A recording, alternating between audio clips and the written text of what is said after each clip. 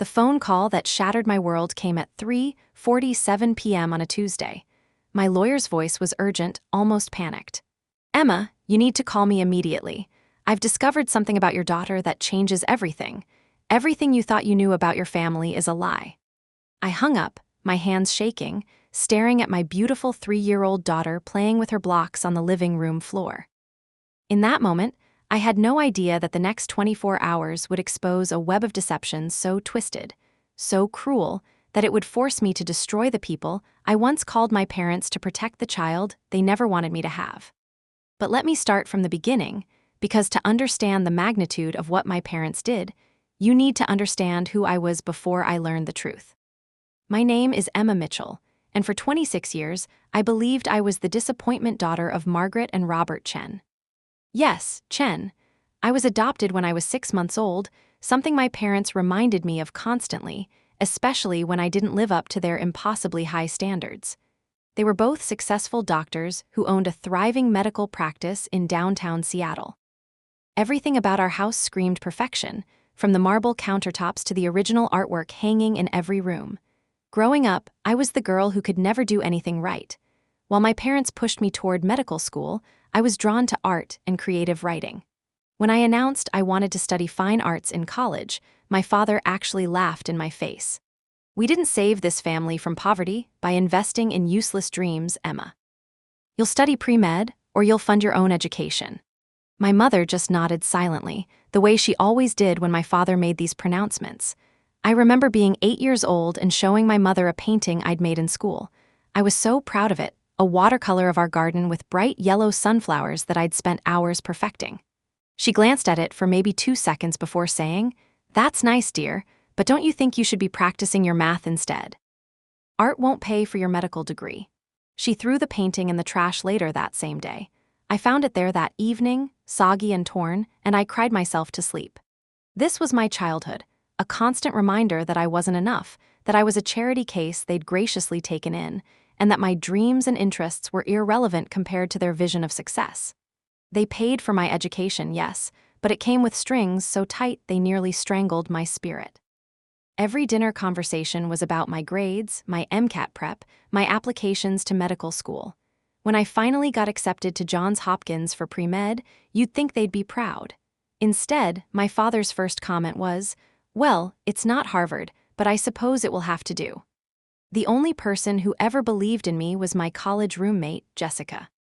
She saw my art, encouraged my writing, and when I met David in our senior year, she was the one who told me to follow my heart instead of my parents' demands.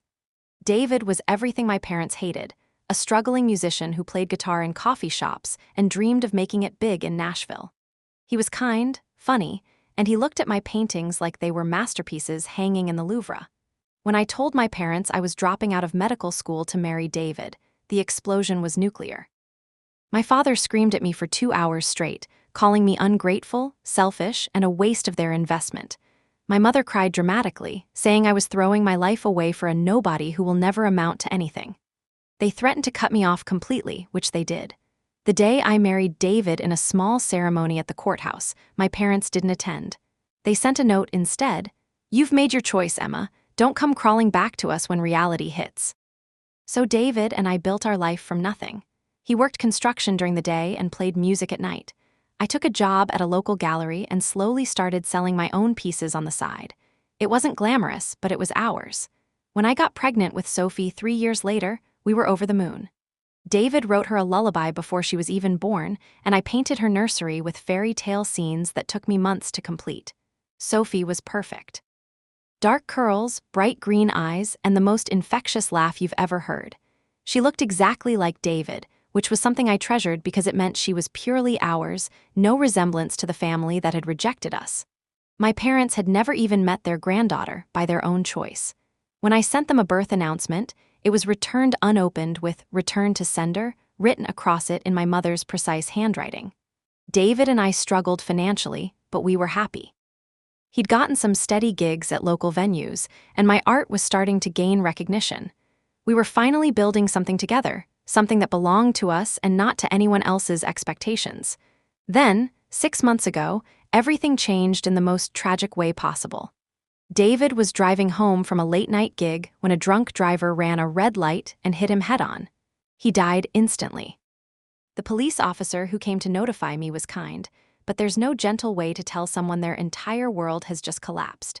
I remember falling to the floor in our kitchen, Sophie crying in her high chair because Mommy was making scary noises, and feeling like I was drowning in air.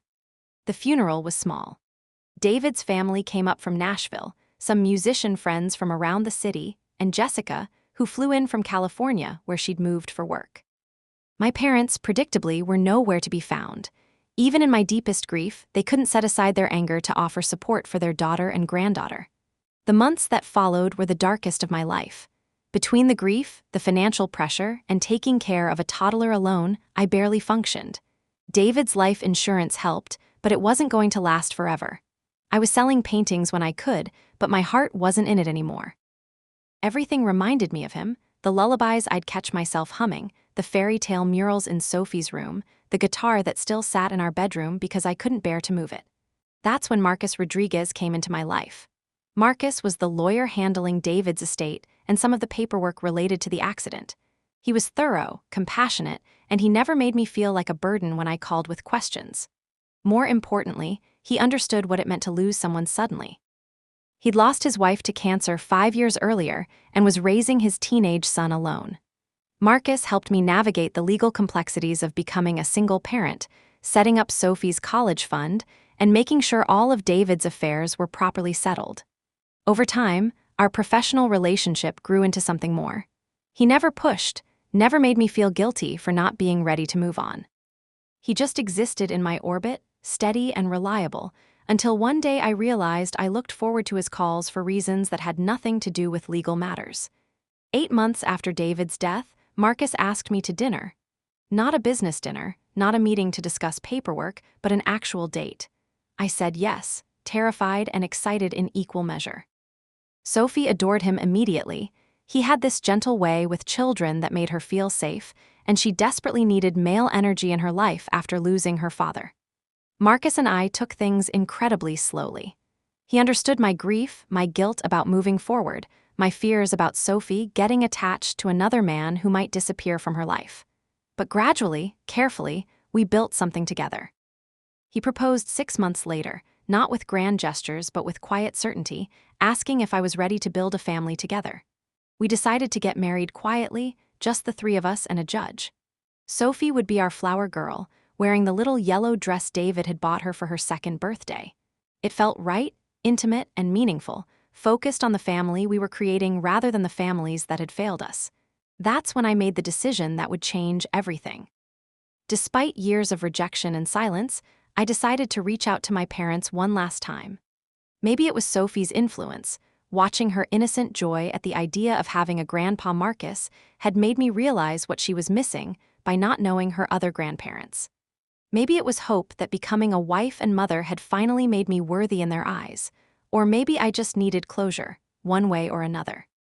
I wrote them a letter explaining that I was getting remarried, that they had a beautiful granddaughter they'd never met, and that I wanted to try to rebuild our relationship.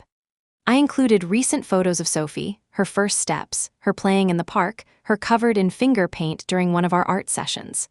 I told them about David's death, about how hard it had been, and how Marcus was helping us heal. I invited them to the wedding. I didn't expect enthusiasm, but I hoped for acknowledgement. Maybe a phone call, maybe even a cautious lunch to meet Sophie. What I got instead was silence. 3 weeks passed with no response at all. I convinced myself the letter had gotten lost, so I sent another one, this time certified mail so I'd know they received it. The response came 2 days later. Not a letter, not a phone call, but something far more devastating. A legal document. My father, using his influence and connections in the medical community, had filed a petition questioning my fitness as a mother. The document, filled with lies and manipulations, painted me as an unstable woman who was putting my daughter at risk by rushing into another marriage so soon after my husband's death. Reading that petition felt like being stabbed repeatedly. They claimed I was financially irresponsible, emotionally unstable, and potentially exposing Sophie to dangerous men. They cited my history of making poor decisions and my pattern of defying parental guidance as evidence that I couldn't be trusted with a child's welfare. Most cruelly, They suggested that Sophie would be better off in the care of stable, established family members, meaning them. The legal filing wasn't just an attack on me as a mother. It was a calculated attempt to take Sophie away from me and give her to the same people who had rejected her existence for the first 3 years of her life. The same people who had never sent a birthday card, never asked about her health or happiness, never acknowledged she existed until they decided she might be useful to them. Marcus was furious when he read the documents. "Emma, this is completely frivolous. They have no case, no evidence, and no legal standing. We'll fight this and we'll win, but we need to take it seriously because they clearly are." What I couldn't understand was the timing. Why now? Why, after 3 years of complete indifference toward Sophie, were they suddenly concerned about her welfare? Why, after rejecting me so completely, did they think they had any right to make decisions about my daughter's life? Marcus filed our response immediately, but the process was emotionally exhausting. I had to provide documentation of everything: my financial stability, my mental health records, character references, proof of Sophie's health and happiness. It felt like being investigated for crimes I hadn't committed, all because I dared to reach out to my own parents. The worst part was how it affected Sophie. She was too young to understand the legal implications, but she sensed the tension and stress. She started having nightmares and would cling to me whenever strangers came to the door. The home visits from social workers, required as part of the investigation, terrified her. She didn't understand why these people were asking questions about Mommy and taking notes about our house. As the legal battle dragged on, I started to doubt myself. Maybe I wasn't good enough. Maybe David's death had affected me more than I realized. Maybe Sophie really would be better off with grandparents who could provide stability and resources I couldn't match. The self-doubt was poison, eating away at my confidence as a mother and as a person. Marcus never wavered in his support, but I could see the stress was affecting him too. He was working endless hours on our case, often for free, and his teenage son Jake was starting to feel neglected. Our wedding plans were put on hold indefinitely. How could we celebrate a new beginning while fighting for the right to stay together? 6 weeks into the legal battle, things got worse. My parents escalated their campaign, hiring private investigators to dig into every aspect of my life and Marcus's. They challenged his fitness as a potential stepfather, questioning his finances, his parenting of his own son, even his wife's death from cancer years earlier. Nothing was off-limits in their quest to destroy our relationship and prove I was unfit. The investigators showed up everywhere, at Sophie's daycare, asking teachers about my behavior during pickup and drop-off.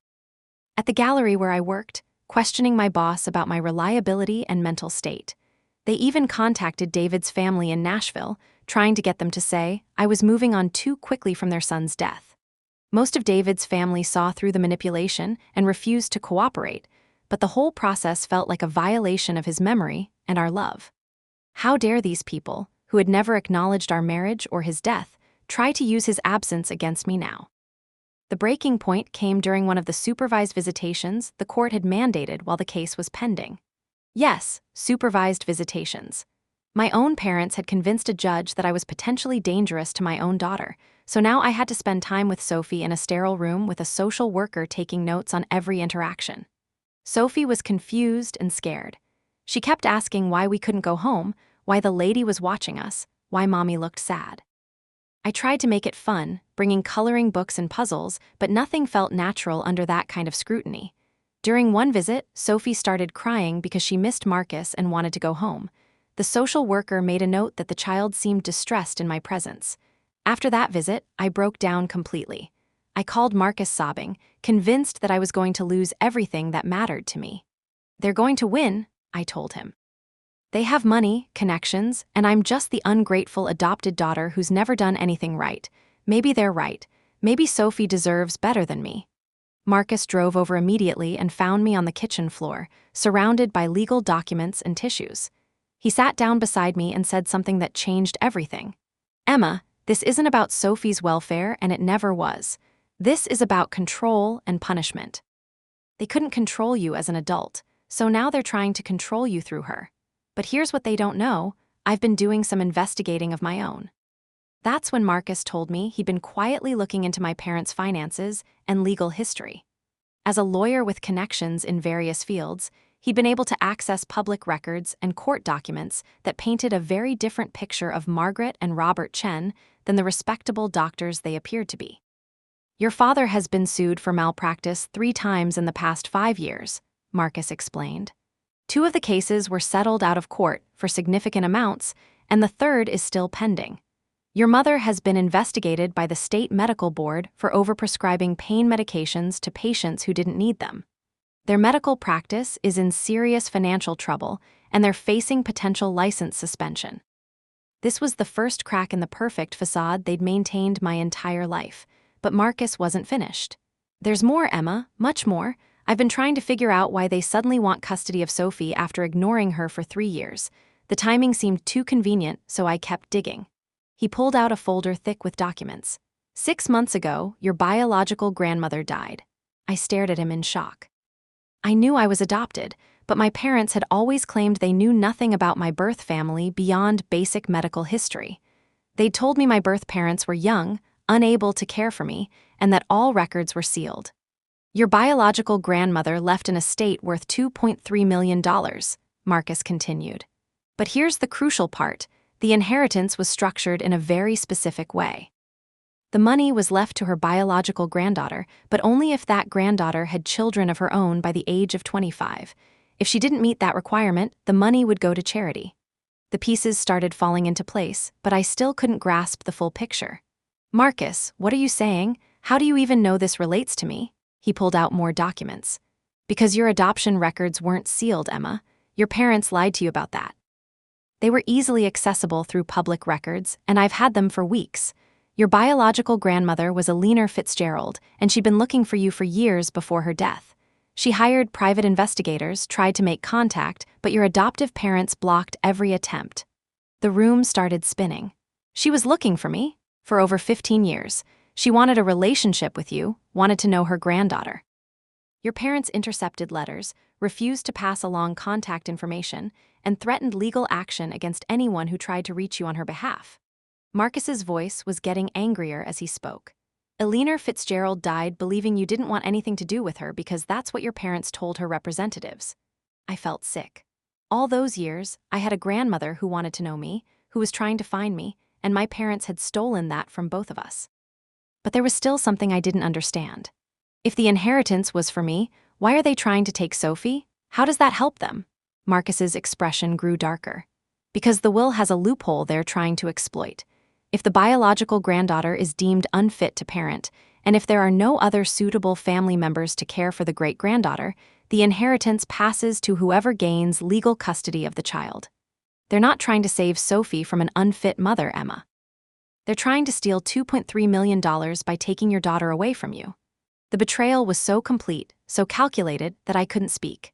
My parents hadn't rejected Sophie out of anger or disappointment. They'd ignored her existence until they found a way to profit from it, and they were willing to destroy our family, traumatize their granddaughter, and paint me as mentally unstable to get their hands on money that belonged to us.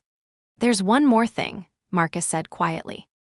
Eleanor Fitzgerald didn't just leave money. She left letters, Emma. Dozens of them, written over the years, addressed to you. Letters your parents had been intercepting and hiding for over a decade. He handed me a box, worn from age, with my name written on it in unfamiliar handwriting. Inside were letters postmarked from years past, some from when I was still in high school, others from my college years, and several from after Sophie was born.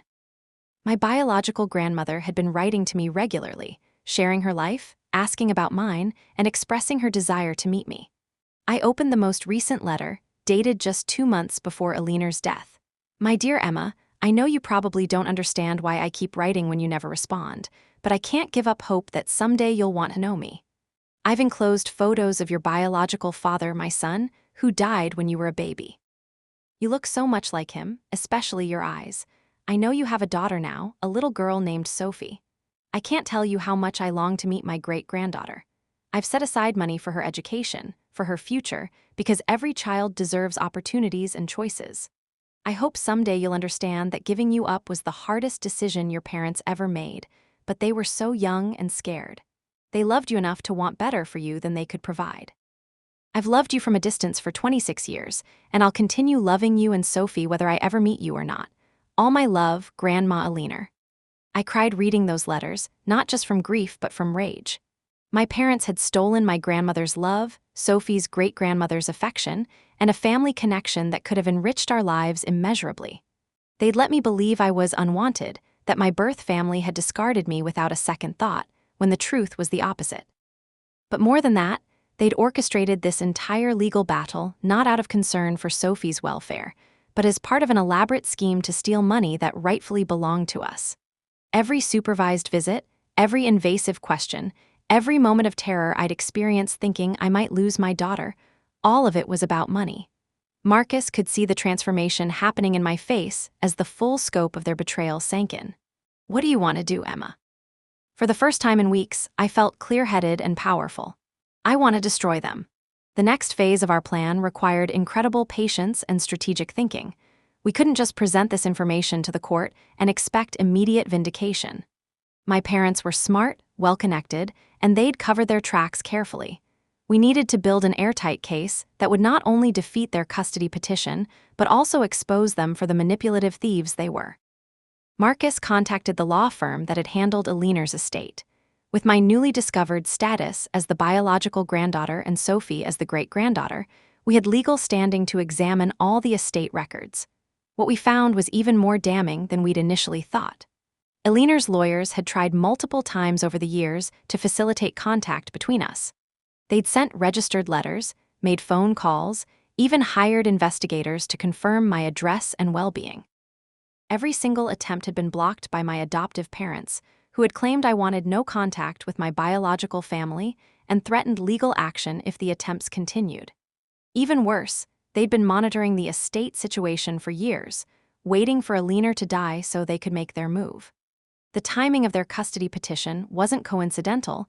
It was precisely calculated to take advantage of the inheritance structure before I could learn of its existence. We gathered evidence methodically. Phone records showing my parents had received multiple calls from Aliner's representatives. Certified mail receipts proving they'd accepted and signed for letters intended for me.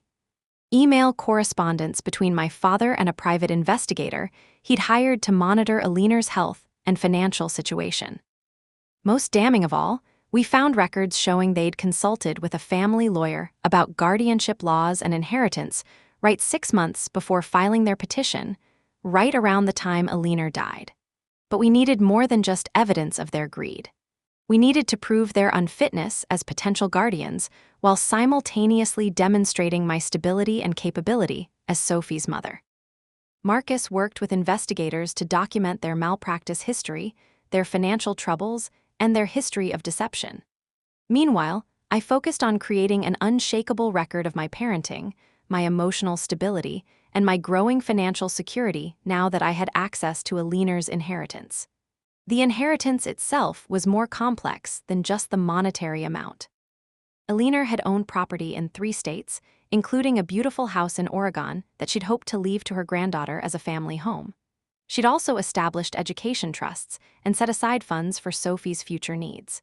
The total value of everything she'd left us was closer to $3 million, money that my parents were willing to steal from their own granddaughter. During this investigation period, the supervised visits continued, but now I approached them differently. Instead of feeling ashamed and defensive, I documented everything. I brought photo albums showing Sophie's happy, normal life with me. I recorded her developmental milestones, her joy and security in our relationship. I made sure every interaction demonstrated my competence and love as her mother. Sophie, sensing the change in my demeanor, became more relaxed during these visits. She started talking more freely, showing off her drawings and telling the social worker about our life at home with Marcus and Jake. Her obvious comfort with our blended family structure and her clear attachment to me began working in our favor. Meanwhile, Marcus was building relationships with key people in my parents' professional circles. Medical colleagues who had concerns about their practice, patients who'd had negative experiences, former employees who'd been treated poorly. He wasn't spreading rumors or making accusations. He was simply gathering statements from people who could speak to their character and professional conduct. The picture that emerged was ugly. My parents weren't just greedy. They were cruel, manipulative people who had been fooling their community for years. Several former employees described a hostile work environment where my father would scream at staff, and my mother would passive-aggressively sabotage anyone she perceived as a threat. Patients reported feeling pressured into unnecessary procedures and overcharged for services. Most relevant to our case, we found evidence that they'd manipulated other family situations for financial gain. They'd convinced my father's elderly brother to sign over power of attorney by claiming his adult children were trying to steal his money. Then they'd immediately moved him into a cheaper care facility and sold his house without consulting anyone. The adult children had fought it legally but eventually gave up due to the cost and stress of litigation. This was their pattern: identify vulnerable family members, manufacture crises that position them as saviors, then exploit the situation for financial benefit. Sophie and I were just their latest targets. 8 weeks after that phone call from Marcus, we were ready to present our case. But rather than simply respond to their custody petition, we decided to go on the offensive. Marcus filed counterclaims for fraud, emotional distress, and harassment. We requested a full investigation into their financial motivations and demanded damages for the trauma they'd inflicted on Sophie through the unnecessary legal proceedings. The night before our court hearing, I sat in Aliner's house in Oregon, which was now legally mine. Marcus had driven Sophie and me up there the weekend before so I could see the home my biological grandmother had lovingly maintained for a granddaughter she'd never met. Every room was filled with evidence of her love photo albums she'd compiled about my life using pictures she'd somehow obtained, artwork she'd commissioned showing what she imagined Sophie and I might look like, and a nursery she'd prepared in case we ever came to visit with her great-granddaughter. Sophie loved the house immediately. She ran through the gardens Aliner had planted, played on the swing set that had been installed with a 3-year-old in mind, and asked if we could live there sometimes. "It feels like a fairy tale house, Mommy," she said, and she was right. Aliner had created a magical space filled with love and hope, waiting for us to find it. That night, as Sophie slept in the bedroom Aliner had prepared for her, I read through more of my grandmother's letters and journals. She documented her health struggles, her loneliness, and her persistent hope that someday I'd want to know her. In one of her final entries, written just weeks before her death, she'd expressed worry about my adoptive parents' motivations. "I fear Margaret and Robert see Emma only as their investment, not their daughter," she'd written. Their rejection of her marriage and their refusal to acknowledge their granddaughter suggests they value control over love. "I pray Emma is strong enough to break free from their manipulation and create her own happiness. I wish I could protect her and little Sophie from whatever schemes they might devise, but I can only hope my inheritance will give them the independence they deserve." Even facing death, Aliner had understood my parents better than I had. She'd tried to structure the inheritance to protect us from exactly the kind of manipulation they were now attempting. The requirement that I have children by 25 wasn't arbitrary. It was designed to ensure the money would go to someone who had embraced love and family over the cold pursuit of status and wealth that had defined my parents' lives. The morning of the hearing, I woke up feeling calmer than I had in months. Sophie bounced around the hotel room, excited because Marcus had promised to take her for ice cream after the boring grown-up meeting was over. She had no idea this meeting would determine whether she got to stay with me or be taken away by grandparents she'd never met. Walking into that courthouse, I felt like a different person than the scared, self-doubting woman who had received that first legal document. I was Aliner Fitzgerald's granddaughter, Sophie Mitchell's mother, and soon-to-be Marcus Rodriguez's wife. I had money, legal representation, and most importantly, the truth on my side. My parents were already seated when we entered the courtroom. They looked exactly as I remembered, impeccably dressed, radiating authority and respectability. My mother wore a navy suit that probably cost more than I used to make in a month, and my father's silver hair was perfectly styled. They looked like the kind of people a judge would trust with a child's welfare. They looked at me with expressions of sad disappointment, as if I were still the ungrateful daughter who had thrown away their generosity. They didn't even glance at Sophie, who was sitting quietly beside Marcus, coloring in a book.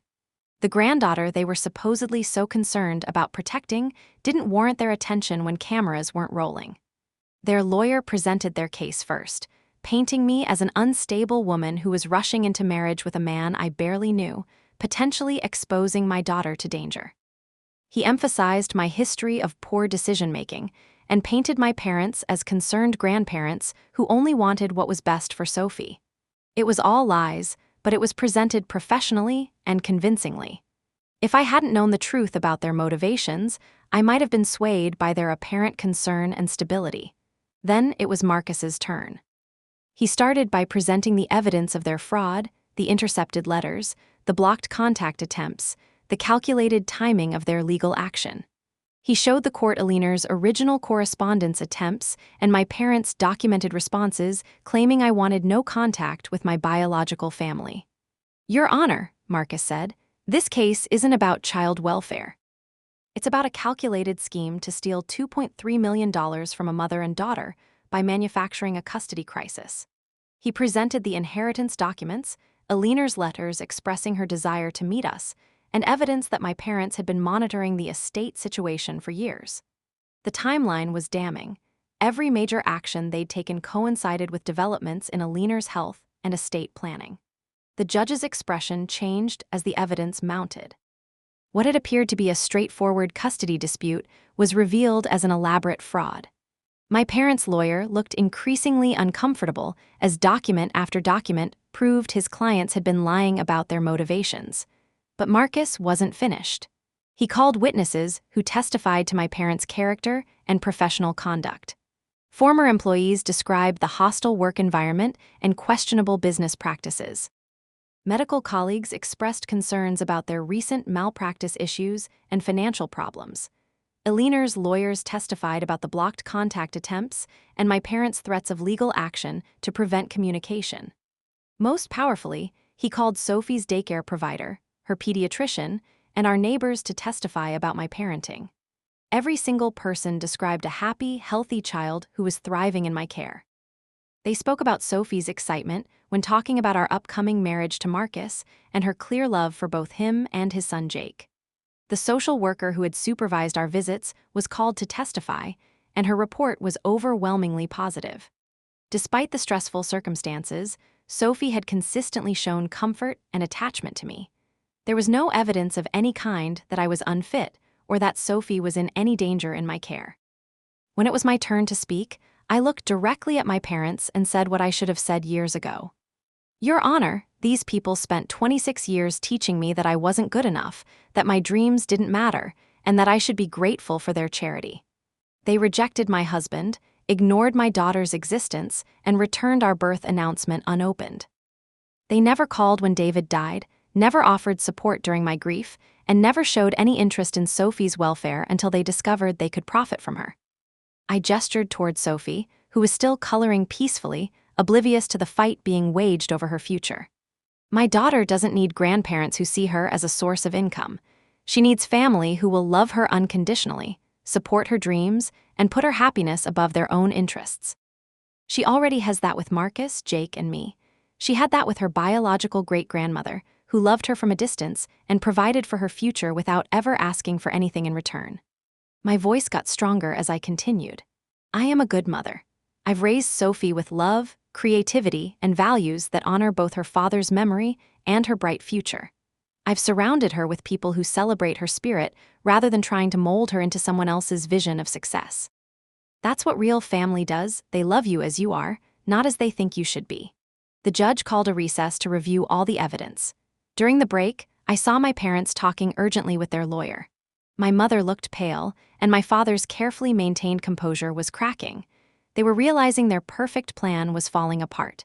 When court resumed, the judge delivered his verdict with clear anger at having his courtroom used for such a fraudulent purpose. "This court finds no evidence whatsoever that the child is in any danger or that Ms. Mitchell is unfit as a parent. The evidence overwhelmingly shows a loving, stable home environment and a mother who is fully capable of caring for her daughter. Furthermore, the court is deeply disturbed by evidence suggesting the petitioners may have filed these custody claims for financial rather than child welfare reasons." He looked directly at my parents. "The petition for custody is denied in its entirety. Additionally, given the apparent fraudulent nature of these proceedings, this court is ordering an investigation into whether perjury charges should be filed." The petitioners are also ordered to pay all legal fees and court costs incurred by the respondent in defending against these baseless claims. But the judge wasn't finished. Furthermore, given the evidence of emotional manipulation and harassment presented today, this court is issuing a restraining order prohibiting the petitioners from contacting Ms. Mitchell or her daughter in any way without explicit written consent. Any violations of this order will result in immediate arrest and prosecution. My parents' faces went white.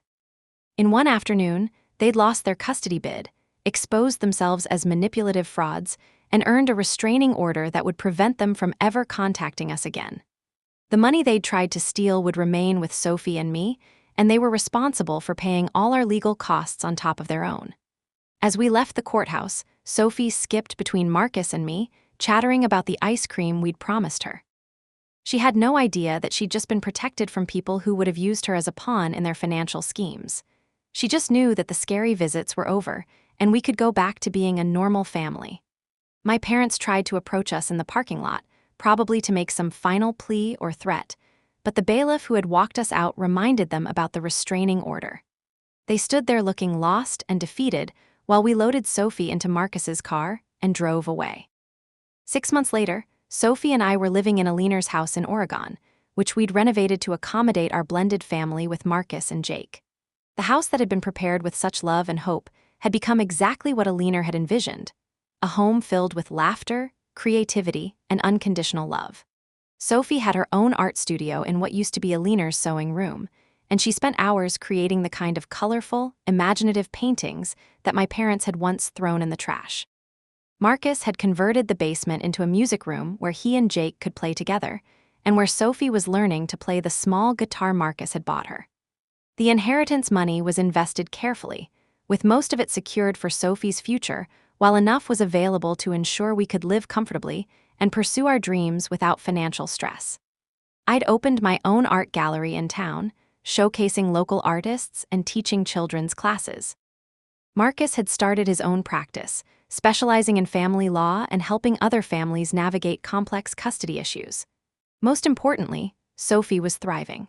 She talked often about the grandma in the pictures who had loved her before they met, and she carefully tended the small garden plot Aliner had designated for her great-granddaughter. She understood, in her 3-year-old way, that some people choose love while others choose money, and that we were the kind of family that chose love. The investigation into my parents' professional conduct resulted in temporary suspension of their medical licenses and significant fines. Their practice closed, and they were forced to sell their house to pay legal debts and malpractice settlements. Last I heard, they'd moved to another state, trying to rebuild their lives without the wealth and status that had once defined them. I don't hate them anymore. I pity them. They had the opportunity to love an extraordinary little girl and chose greed instead. They could have been part of our happiness and chose manipulation instead. They could have celebrated Aliner's gift to her family and chose to steal it instead. But their schemes failed because they underestimated the power of real family. They thought money and status would always triumph over love and truth. They thought I was still the scared, self-doubting woman who needed their approval. They thought they could manipulate the system and exploit Sophie's innocence for their own gain. They were wrong about all of it. Love won. Truth won. Sophie and I won. And Aliner's dream of a house filled with love and laughter, where her great-granddaughter could grow up surrounded by people who celebrated her spirit, finally came true. The terrible truth my lawyer had to tell me wasn't just about my parents' greed or Aliner's inheritance. It was about the power we have to choose our own families, define our own worth, and protect the people we love from those who would use them. Sometimes the most powerful revenge isn't destruction. It's building something so beautiful and strong that all their attempts at manipulation become meaningless. Sophie will grow up knowing she's loved unconditionally, that her dreams matter, and that family isn't about blood or money, it's about choosing to show up for each other every single day. That's Aliner's real inheritance, and it's worth far more than any amount of money. That's the terrible truth that changed everything, and I'm grateful for every devastating, beautiful moment of it.